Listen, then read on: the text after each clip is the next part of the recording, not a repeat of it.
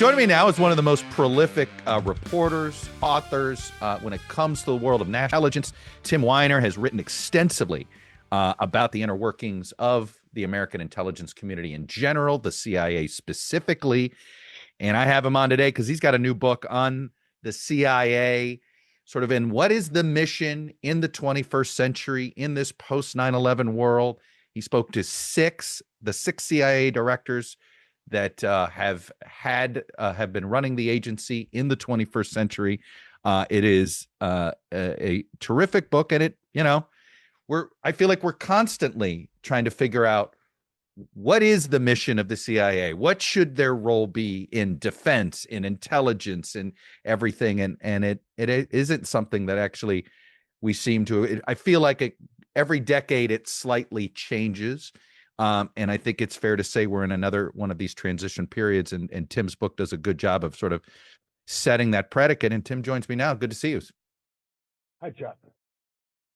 So, look, you've like I said, you've reported on the agency for decades. This feels like you're trying to, and this goes to it. I guess we've been trying to figure this out for other parts of the government since the fall of the Berlin Wall, but is the CIA still looking to figure out what its role is post-Cold War? I mean, does this still go back to not figuring out what is the role of the CIA in a post-Cold War world? Let's remember that the CIA is an instrument of American foreign policy. It is an executor of American foreign policy. With the rare exception, it does what the president wants it to do. Every president since the CIA's foundation in 1947, Truman to Trump, has used and abused the CIA in ways that fit his desires, his deepest desires, his id in foreign policy. If you want to know what the president really wants and really thinks, go to the CIA and you go ask them what they're up to. You go read their declassified records, which used to be fairly voluminous and no longer are. You talk to them. The mission of the CIA from its creation onward, its core mission is espionage. Know thy enemy, Sun Tzu wrote in The Art of War, and in 100 battles you will not be defeated. After 9/11, counterterrorism swamped everything for 15 years. It swamped espionage. It swamped counterintelligence, which is spycrafting, guarding against enemy penetrations of the government of the United States. And that was not in the long run a good thing. And the espionage mission didn't really get revived until about 8 years ago. And I'd love to talk about that later in the show. You know, that to me is what's striking about the CIA in the 21st century is it seemed to, for a period of time, and I'm curious if you think it's still this way now, it became almost not just an arm of the military, but it developed its own military wing. No? Well, the CIA has always had what was once a small paramilitary. In the immediate aftermath of 9/11, counterterrorism and paramilitary operations dominated the CIA. The counterterrorism budget CIA multiplied tenfold. Thousands of people were added, mostly ex-military. And, it went out to destroy the enemy. George Bush ordered the CIA to construct secret prisons, to inflict tortures on its prisoners, and to kill the enemy. The CIA was never created to do any of that.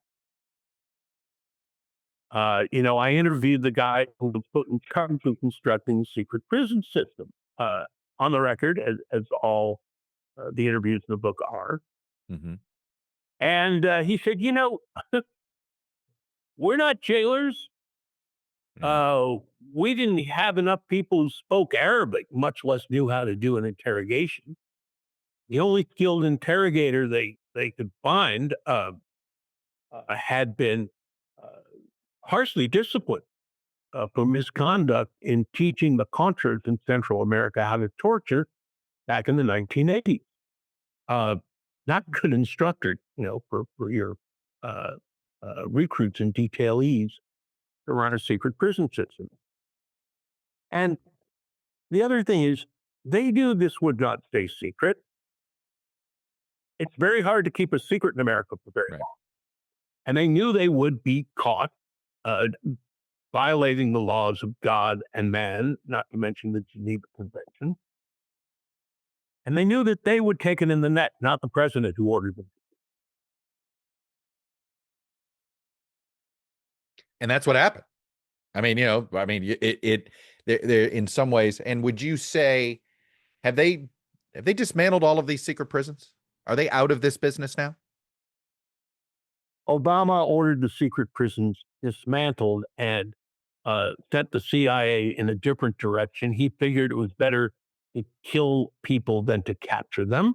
Mm-hmm. And he mightily stepped up the drone war for the first 5 years of his presidency.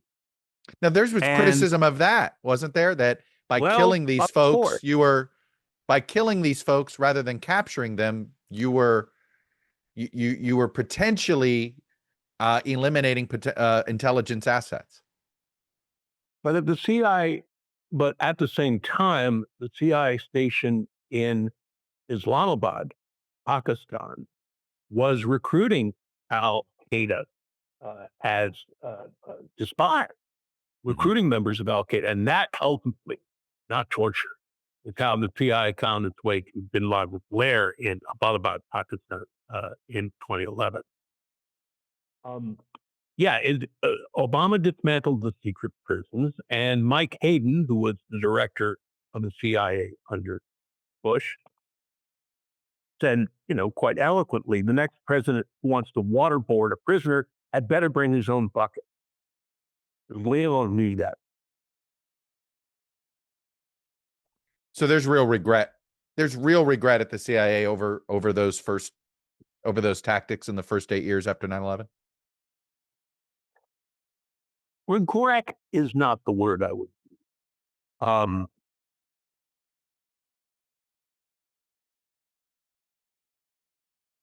They'll live with it. Okay, I get that. I mean, when you sign up at the CIA, that's part of the deal. But I get you say they'll live with it, but they know but they'll never do it again. Well, not unless the president of the United States orders them to do it. Mm-hmm. And I have to say that we are in a very dangerous place right now. The people Trump has put in charge of American national security are crackpots and fools. You've got Pete Hegseth, white Christian nationalist and not terribly watched Fox News host, Mm-hmm. running the Pentagon. Pete Hegseth doesn't know how to run the Pentagon. You've got the conspiracy theorists and, borderline nutcase, Tulsi Gabbard, running the Directorate of National Intelligence, which oversees all 17 U.S. intelligence agencies. Mm-hmm. He wants to put Obama president running the CIA at a time when it was uncovering Russian election interference to help Trump in 2016. Over at the FBI, you've got the right-wing podcaster and MAGA soldier, Ash Patel, who is running, or perhaps the right word is ruining, the FBI, dismantling its intelligence and national security divisions, and firing everybody who was involved in investigating the Russians. This is madness. And at the CIA, you've got John Ratcliffe. Now, Ratcliffe was a 3-term Texas congressman, former personal injury lawyer, who had briefly served on the House Intelligence Committee. When Trump saw him on Fox defending him against the so-called Russia hoax, and he liked the cut of his jib. And so for 8 months in 2020, he made him the director of national intelligence. In those 8 months, at the end of Trump's first term, Ratcliffe spent all his time distorting and twisting intelligence reporting to absolve the Russians of trying to help Trump in 2016, cutting off intelligence reporting on the Russian Congress, and generally telling Trump anything he wanted to hear and not telling him things that he didn't want to hear. He's doing much the same as PI director and much worse. Who is the ultimate filter of this information to Trump right now? Is it DNI Gabbard or is it CIA Chief Ratcliffe?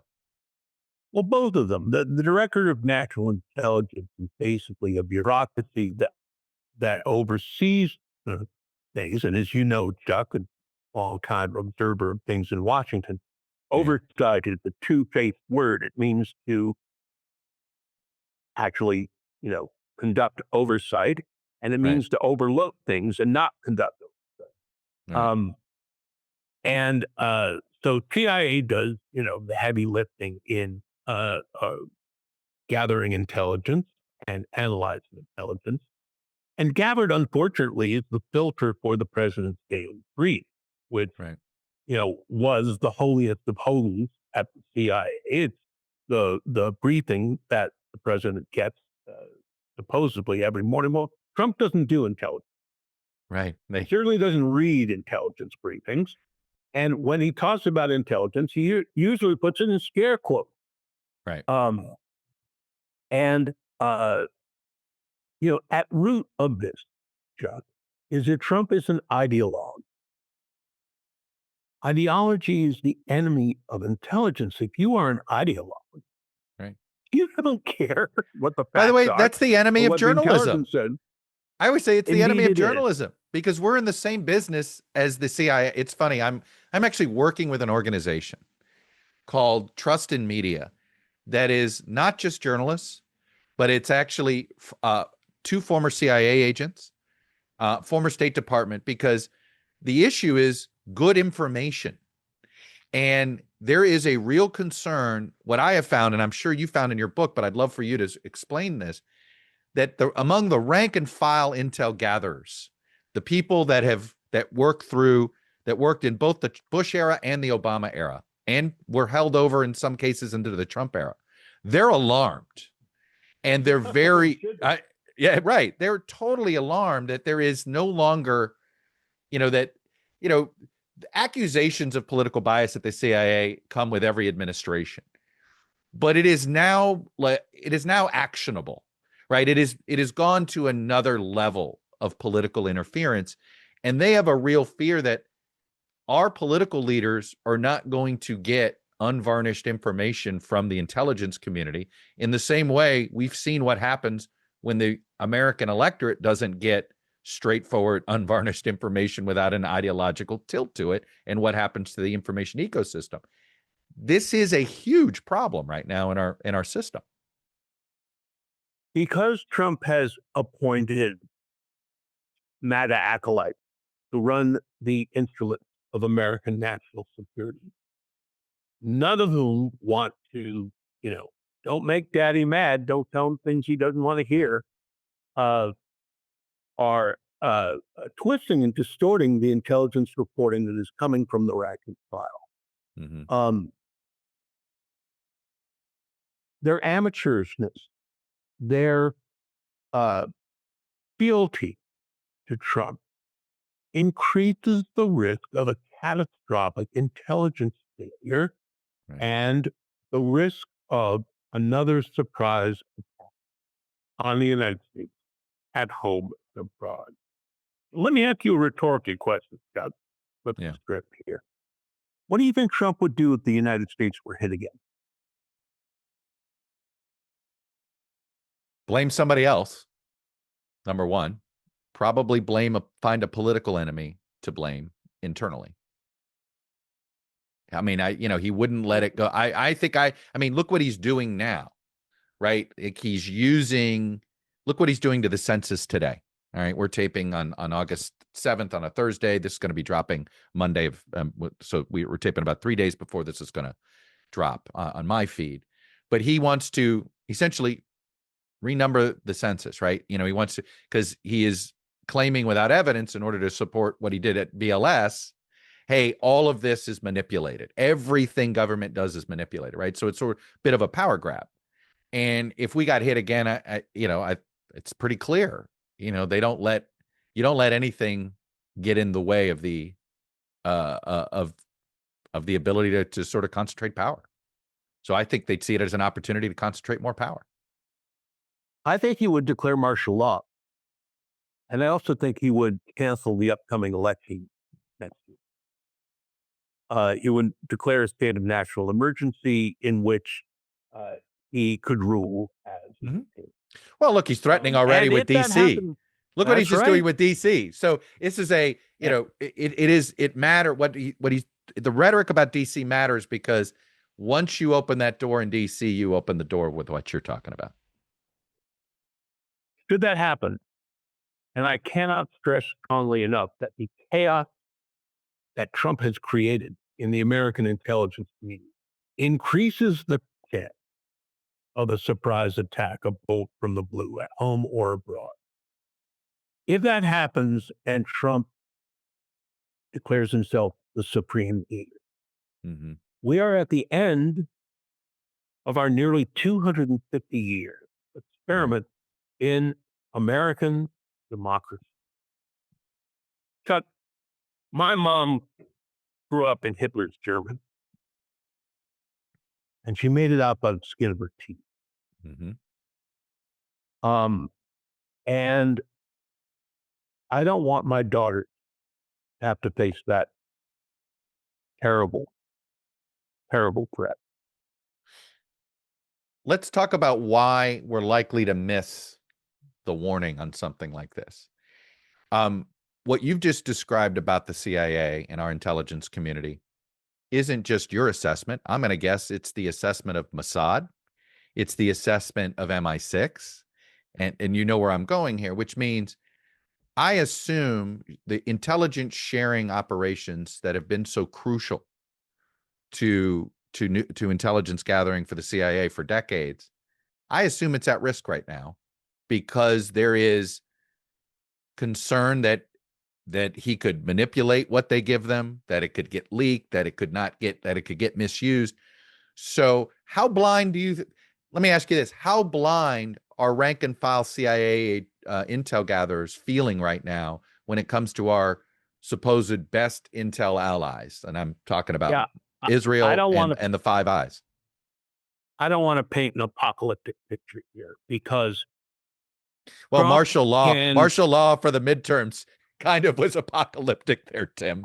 Yes, but I don't want to put an apocalyptic picture of the intelligence relationship that exists between the CIA and its trusted foreign allies, which includes countries that you would not think of as American allies off the top of your head.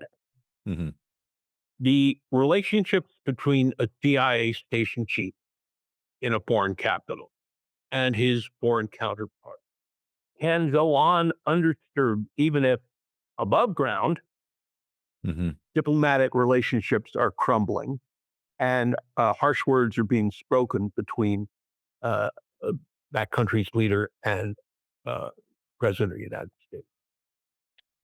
However, the CIA relies mightily, as does the United States, on those alliances because the CIA cannot do its job without its liaison with foreign intelligence services. The CIA does not have enough people, enough language skills, enough country knowledge to cover the entire planet. So if something really dangerous is happening in Jordan Mm-hmm. or Pakistan. It relies on its liaisons, fraught as they are at times, with the host intelligence service. Now, let us say that you are the head of the BND, the German intelligence service, Mm-hmm. and you are perceiving correctly, because this is happening right now, that Putin is waging a war of sabotage and subversion in Western Europe. And you got some good sources on it. Mm-hmm. Recruited Russians. Are you going to share recruited Russians' intelligence with Tulsi Gabbard, who is a Right. Putin apologist? You would think twice about doing that. And, there are roadblocks in this two-way street now, and that increases the danger for the United States. As does, Trump's rupturing of Right. relations with the nations of NATO. Right. What Trump has done in 6 short months is to take a wrecking ball, the architecture of American national security. It was built over the course of 80 years of World War II, with one of its primary purposes being keeping the Russians from attacking the rest of the world. Right. The Russians are attacking the nations of Europe. They are conducting assassination. They are conducting political warfare. They are conducting information warfare. And they are conducting actual acts of sabotage on information infrastructure in Europe. If Vladimir Putin is allowed to keep 1 square inch of Ukraine, Yeah. he will not stop there. He will move westward. And the United States is, essentially withdrawing moral, Right. political, financial, and military support from the nations of Europe to prevent that attack. That's World War III, baby. No, I mean, yeah, look, if he gets a piece of Ukraine, he's going to Lithuania, Latvia, Estonia, one of them, maybe all of them next. And that's going to be the real test of Article 5. Right. Yes. But the real test of Article 5 is going to be those 3 Balkan countries, those first 3, right? And I'll never forget Tucker Carlson going on a rant once, an anti-NATO rant, and he said, "Are American soldiers going to die for Estonians?" And I thought, well, that's what treaties are about. And we signed the treaty. And let's remind people that Article 5 is right. a fundamental principle of NATO, that an attack on one is an attack on all. And when the United States was attacked on September 11th, the nations of the NATO, put on their boots and put those boots on the ground in Afghanistan and then in Iraq, and came to the defense of the United States.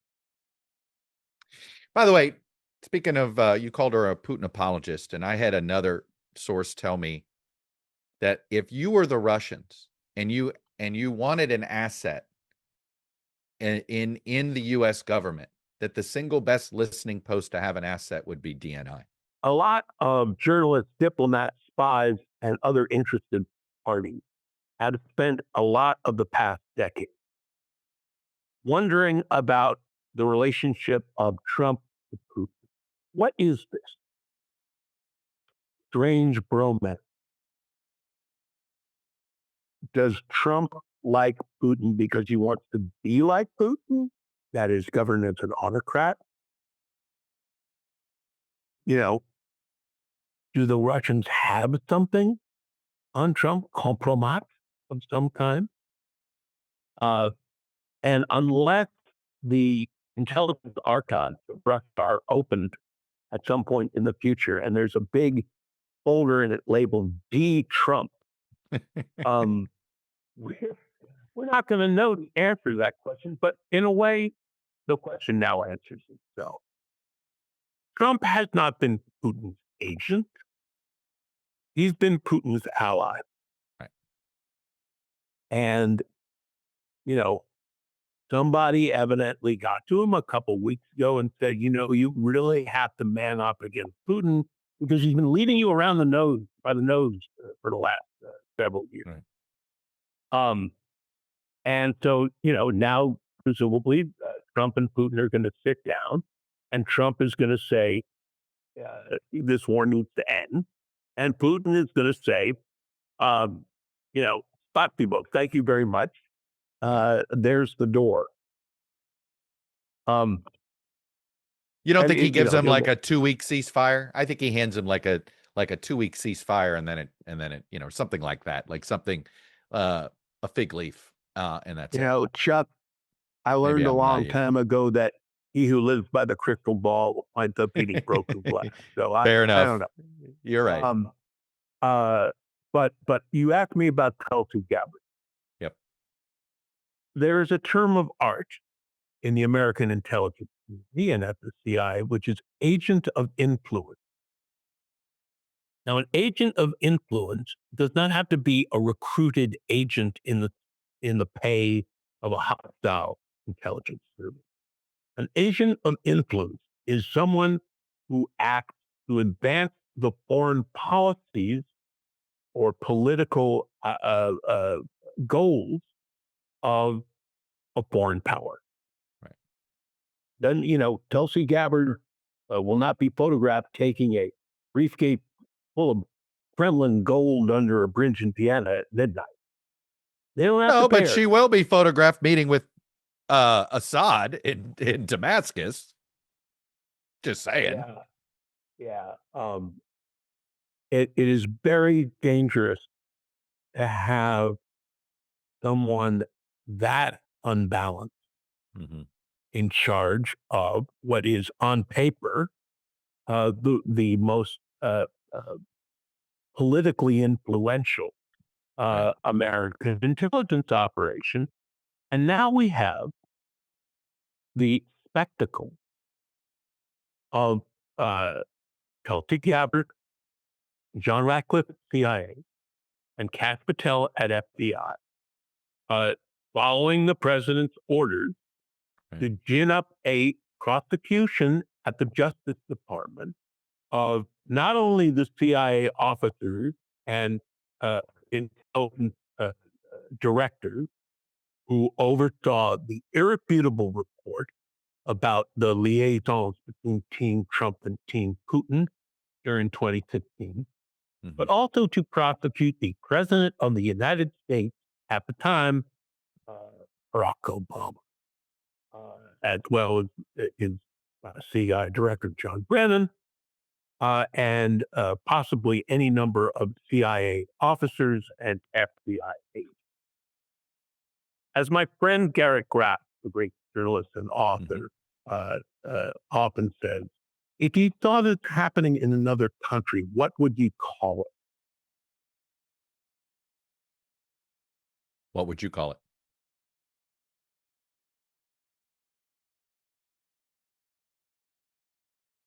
A political warfare operation run by an autocratic despot.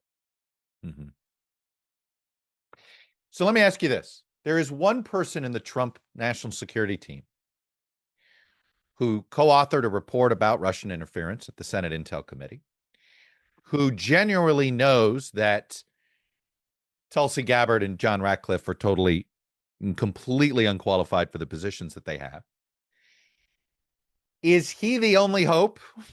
If you were head of the MI6 and you really needed to get something to the United States and you didn't trust the CIA and you didn't trust Gabbard, do you go to Marco Rubio?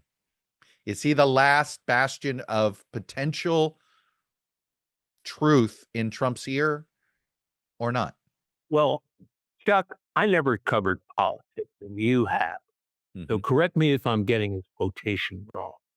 But I believe that the late, great governor of Texas, Ann Ritchie, once said of President George Herbert Walker Bush when he was running for president. Yeah. At George Bush's manhood and the blind trust. That ring a bell? Yeah. Yes. It's an Okay. all-timer. It's an all-timer All right. speech. Yeah. All right. It's the Marco 88 Rubio keynote. has If anybody wants to go on YouTube, it's funny. It's hilarious. Poor Marco George. Rubio knows better. Yeah. Has put his manhood in the blind trust and given Donald Trump the key to the safe where that blind trust is filed. Mhm. It is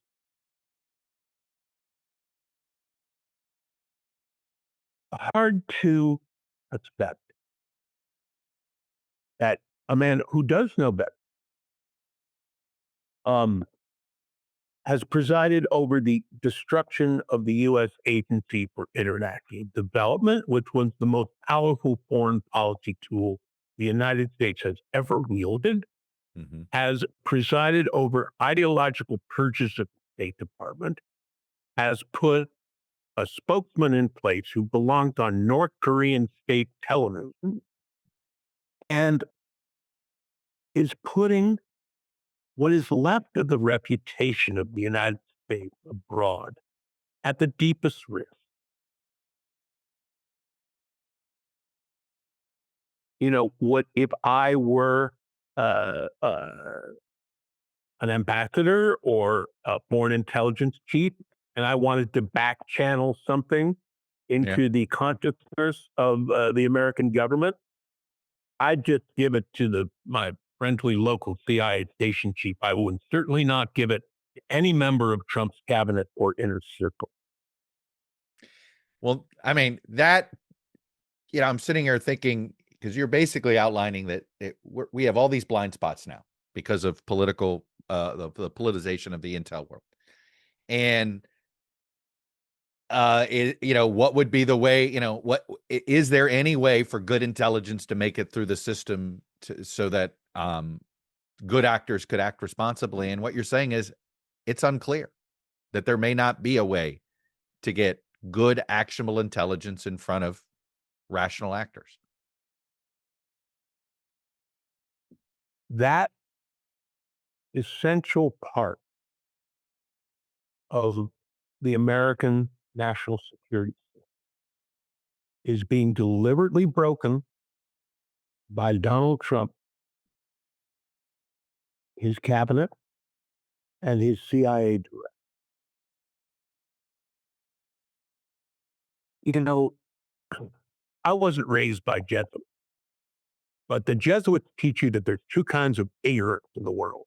Mhm. There's invincible ignorance and invincible ignorance.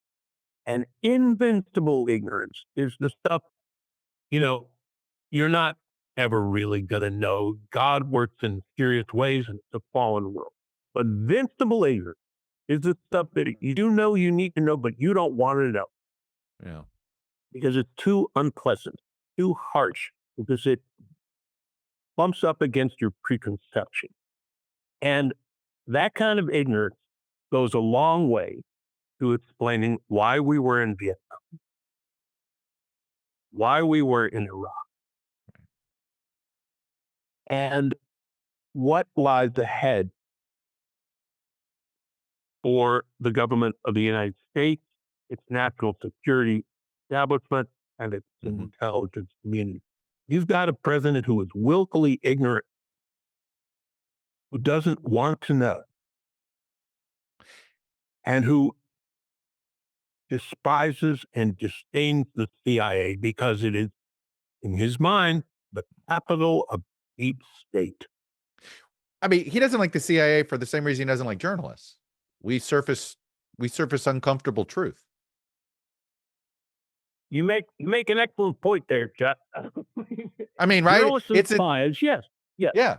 There is an affinity between uh, the CIA officer overseas and the foreign correspondent overseas. That's why the joke is We some of us in media are we getting recruited by the CIA or not, right? Like it's not reporters are actually have the skill set in theory. Okay, well, since 1977, the CIA has not been allowed to recruit foreign journalists. I can pick one or two over the decades who kind of recruited themselves, but that's another issue. Fair enough. We both want to know secrets, the spy and bribe.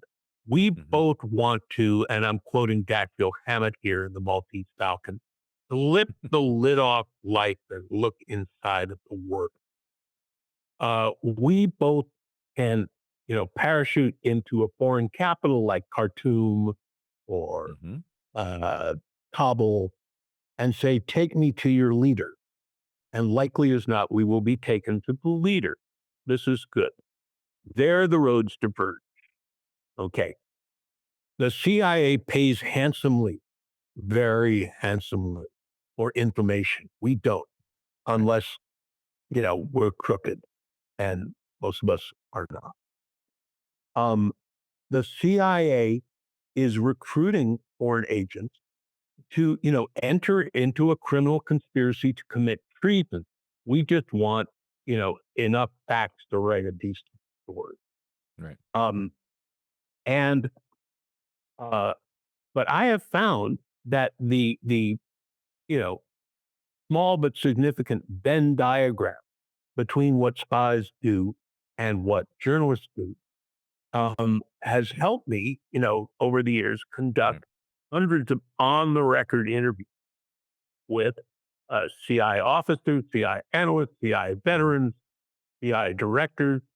And, this is not some neat trick. This is just, good journalism. If people are on the record, they're much less likely to fudge or to play or to concoct it, okay, because their name is attached to what they said. I haven't been a Washington journalist since the late 20th century.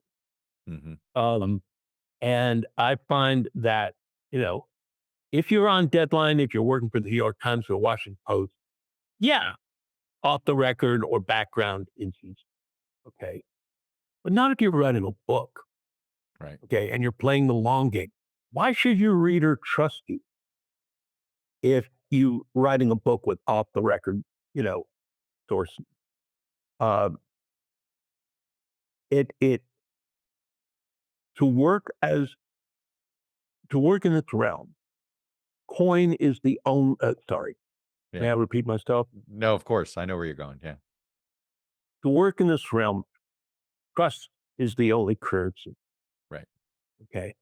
And, I've been doing this for like going on 40 years now. Yeah. By my youthful appearance.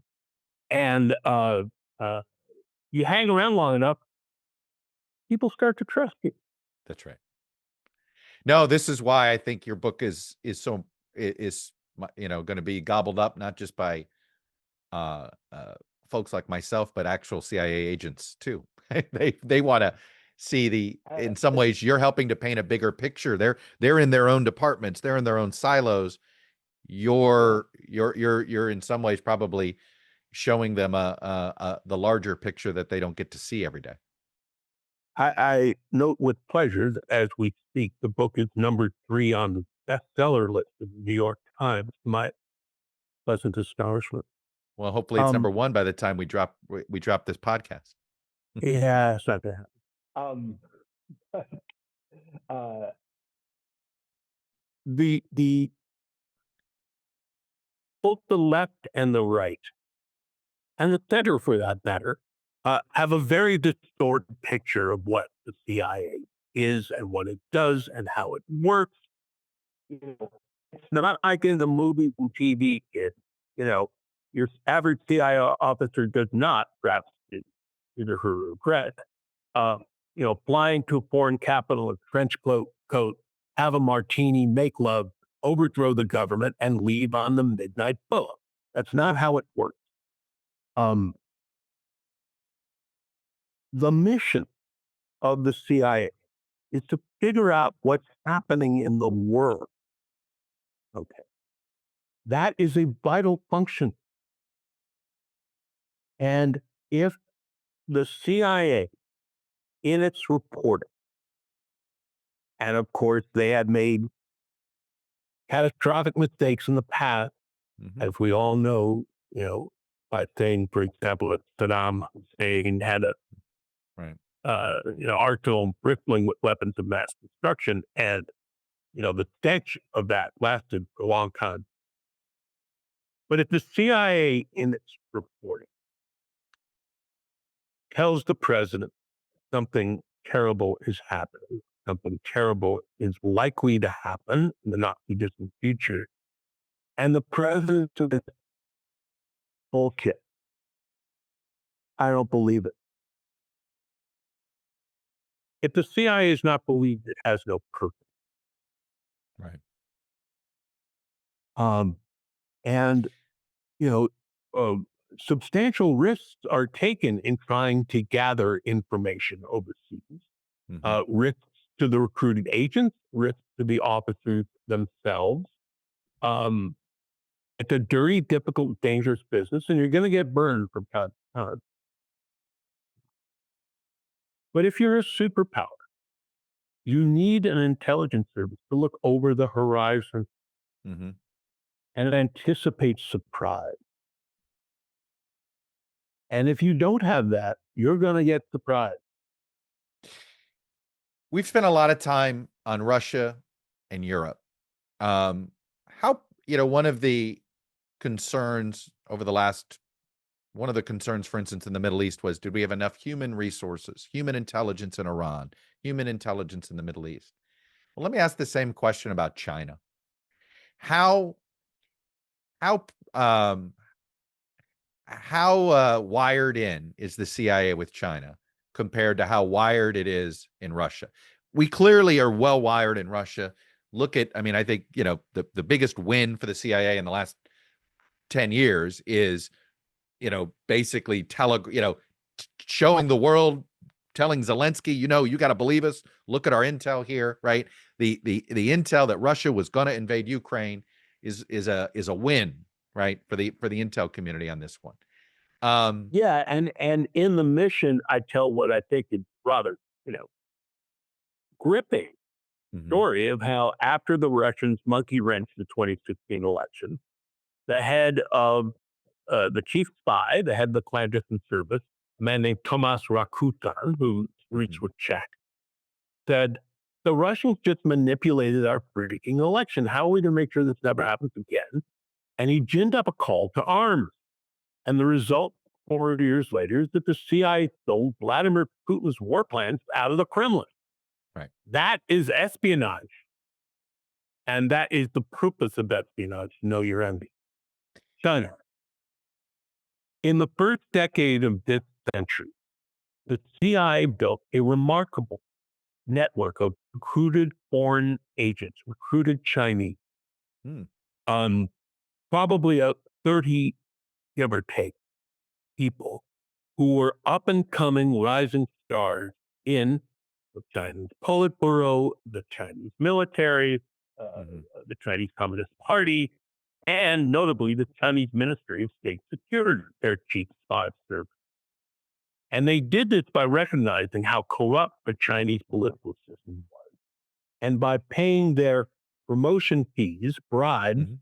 that they Mhm. had to pay to claw their way up the greasy pole. And these were substantial fees, millions of dollars.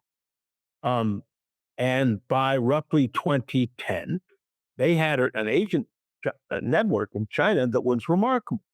Mhm. One by one by one, between 2010 and 2012, these people were identified by Mhm. the Chinese, arrested, tortured, and killed. Mm. Um, and the counterintelligence people at CIA are still trying to suss out how it happened, although they have two of the three pieces of the puzzle that they need. This is 10 years later, and they still don't quite know how they got. Counterintelligence investigations take decades sometimes. Wow. Okay. Um, years and years is the norm. Um, and so gradually, the CIA has attempted to get back in the game in China because they long-term will be our strongest adversary in the 21st century. Yeah. And William K. Burns, the CIA director under Biden, established a very large China mission center. And in 2023 and 2024, the CIA hired a very large number of people, trained them up, make sure they passable Chinese, and put them in the China Mission Center to go forth and spy on China. When Ratcliffe came into office, he summarily dismissed everyone the CIA had hired and trained in 2023 and 2024 because they were Biden hires, and Elon Musk told them to cut 5% out of the they were CIA's inside the workforce. 2-year, whatever it was, so they could easily just eliminate Probationary those. period. That's right. Yeah. Well, this is madness, Chuck. My God, it is. Yeah. Then he took their names, their true first names and first initials, all these people, and sent them on an unclassified email to the White House and Elon Musk and his Doge bros. So he Okay. exposed them all. Wow. And the Doge bros are walking TARDIS. They do not have good OPSEC, Yeah. They do not have good hygiene when it comes to guarding against somebody, saying, "Hey, bro," on a LinkedIn, how would you like a really good job working for the XYG Corp? And they're a Chinese spy. So what you're saying is DOGE may have just provided the DOGE staffers that were all brought in by Musk may have essentially been the type of guys that like come into a backyard and forget to shut the gate. And they basically were they that easy marks for Chinese espionage? Each of them has a gigantic bullseye target on their back. Yeah. The Chinese have already penetrated all the U.S. telecoms, the unclassified systems of the U.S. government, and 10 years ago, they broke into, electronically, the Office of Personnel Management in D.C. and stole the personnel files of everyone, 22.5 million people who work for the government. It was my understanding, not just personnel, but I think even you and I are in that list because we've been credentialed by the federal government. If you've ever had a credential from the Pentagon or the White House, I think we're in those files. But also in those files, the security clearance forms of everybody who works at CIA. Okay, including passport information, date of birth, true names. Okay, the Chinese took this incredible treasure trove. They cross-indexed it with biometric data stolen from the world's international airports when you have passport control. They gave it all to Alibaba. Alibaba crunched it. And now the CIA has a pretty good personnel file on everybody working for CIA. Okay. And if you are a CIA officer, newly stationed abroad, and you are gathering your bags at the baggage carousel in Ouagadougou or Kuala Lumpur or Beijing, likely enough, a Chinese intelligence officer will come right up to you, stick his finger in your chest, and say, "Hey, Joe, I know you." Are we just as have we penetrated the Chinese government as effectively? I mean, I always assume whatever we're being done to us, we're doing to them. What the short answer is no. And the long answer is the Russians and the Chinese have two very different cultures in their intelligence. The Russians just want to screw us, but the Chinese want to know us. Okay. And their goal is to take the surveillance state that they have established in China. Off the top of your head, how many CCTV cameras do you think there are in China looking down at you? I'd assume just at any individual, probably 10. All over the country. Right. In all of mainland China. How many CCTV? I'm going to assume millions. I mean, probably a million. Half a billion. Half a billion, even more. Okay. Yeah. plus license plate readers, plus, eyeball scans, plus, you go to pay something with your phone, they got Hmm. your data. All right. Well, you could say that Okay, about now our country. what they want to do, what the Chinese want to do, is to project their surveillance state into the United States. Okay, Mhm. they've already stolen not just the Office of Personnel Management files, the healthcare records, hundreds of millions of them for Anthem, okay, and a number of other data halls. As I mentioned, they penetrated all the telecom. Mhm. And what they want to do is, if war, conflict, or crisis comes, they want a complete information dominance. They want to see the enemy, see the battlefield, map it. And they're well on the way to that, Chuck. And Trump has dismantled every single cybersecurity Mhm. entity of the government that was set up after the Russian hack of the 2016 election. Yeah. Dismantled them, destroyed them.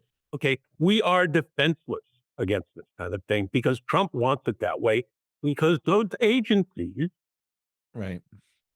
upheld the true story of Right. the cooperation between Team Trump and Team Putin and the actions of Team Putin in the 2016 election.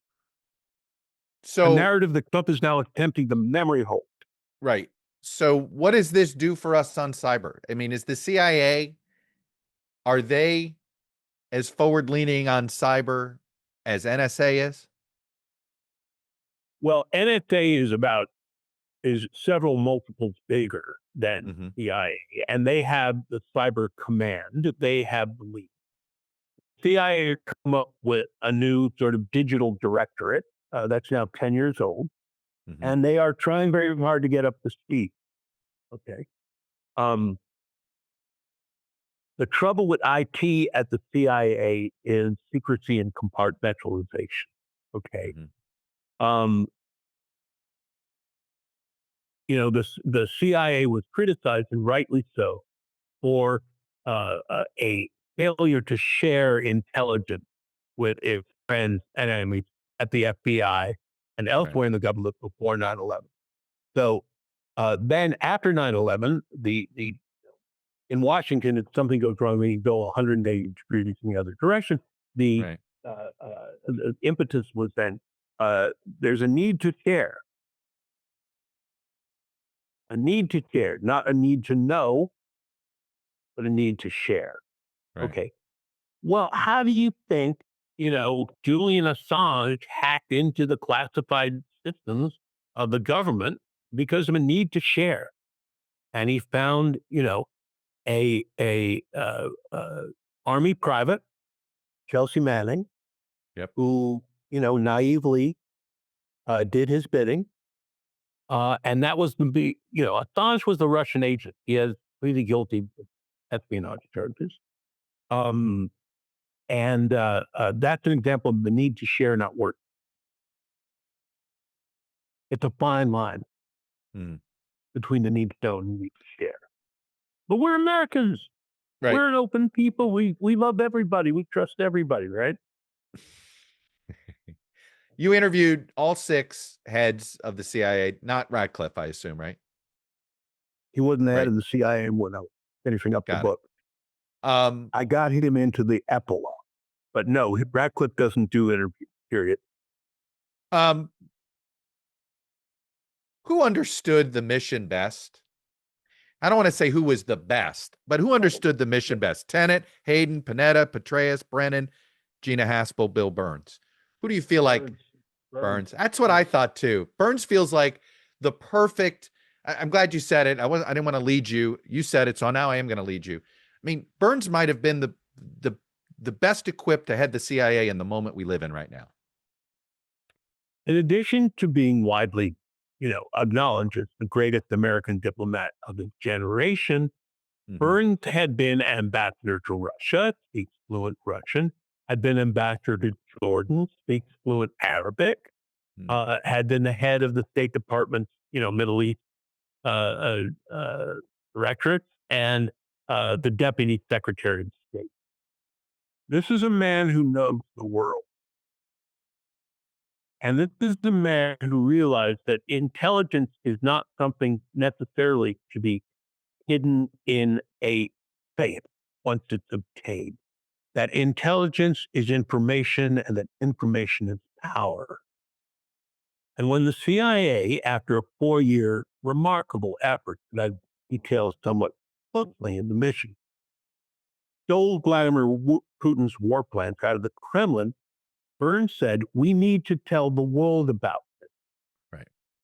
Okay. Incredibly sensitive secret intelligence that we have stolen from under Putin's nose. Let me pause you right there. Would any other CIA head that you had interviewed over the years come to that conclusion that Burns came to? I mean, I feel like pre-Burns, if you stole something that valuable, that the inclination of every other CIA head would be keep it close. Don't expose it. I'm gonna guess that Leon Panetta would have done it gleefully.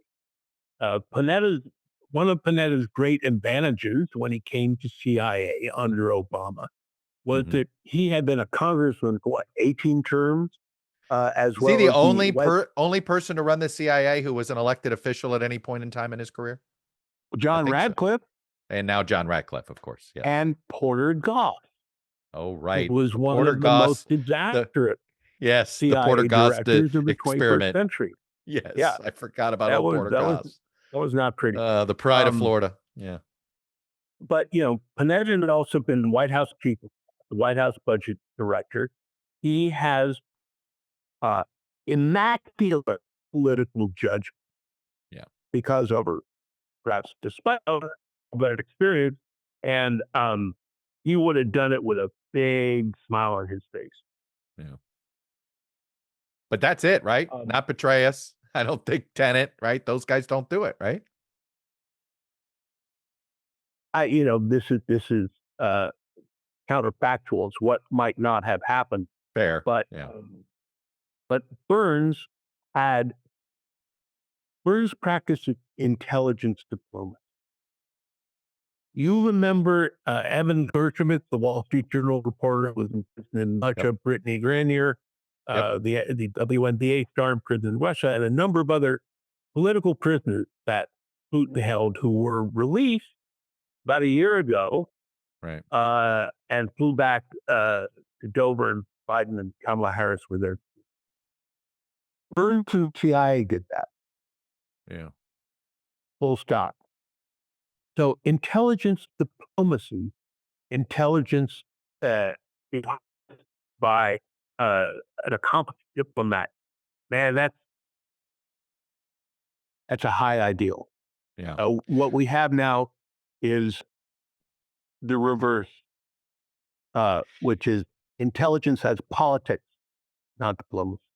Yeah. Let me get you out of here on this, and it's the boutique CIA issue for the conspiracy theorists. Why does the CIA fight the release of these JFK files so much? I mean, I have my thesis, but why do they fight it so much at this point? Well, I can tell you why. Because those files contain the names and identities of recruited Cuban agents. Okay. And the last time, there were a number of people, a few of whom were still alive, who got burned from that. And, that's bad juju. You don't do that.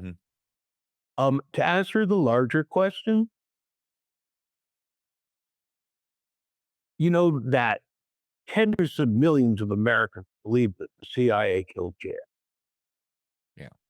It's fact that they believe that. And the reason they believe that is that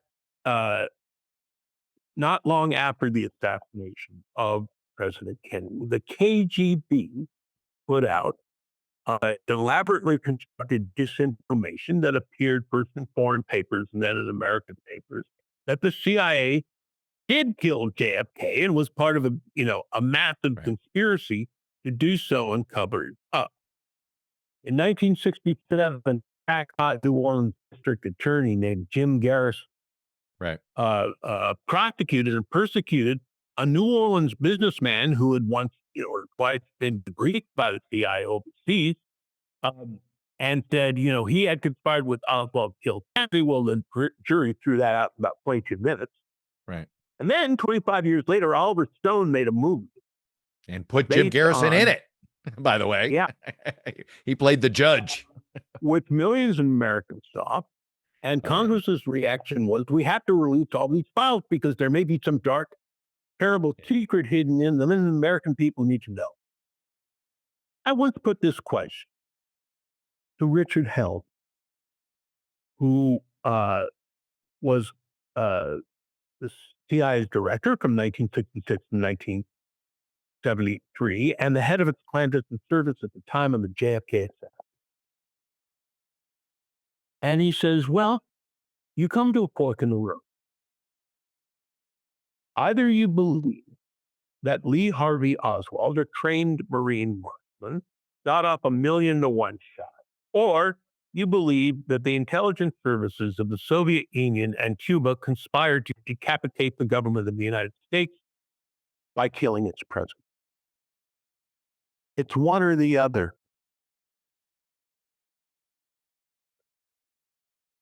The CIA, during the course of the Cold War and after, committed many misdeeds, almost all of them at the behest of the president. I mean, do you think that a couple of CIA officers were sitting around in a kind of a madman setting in 1960, having their second or third martinis, and one of them said, hey, I got a good idea. Let's go kill Fidel. That didn't happen. No, it was an order. Presidents Right. Eisenhower and Kennedy and President Kennedy's brother Bobby Right. wanted Fidel. Conspiracy theories, Chuck, are going to be a contributing factor to the death of American democracy should that terrible event come to pass.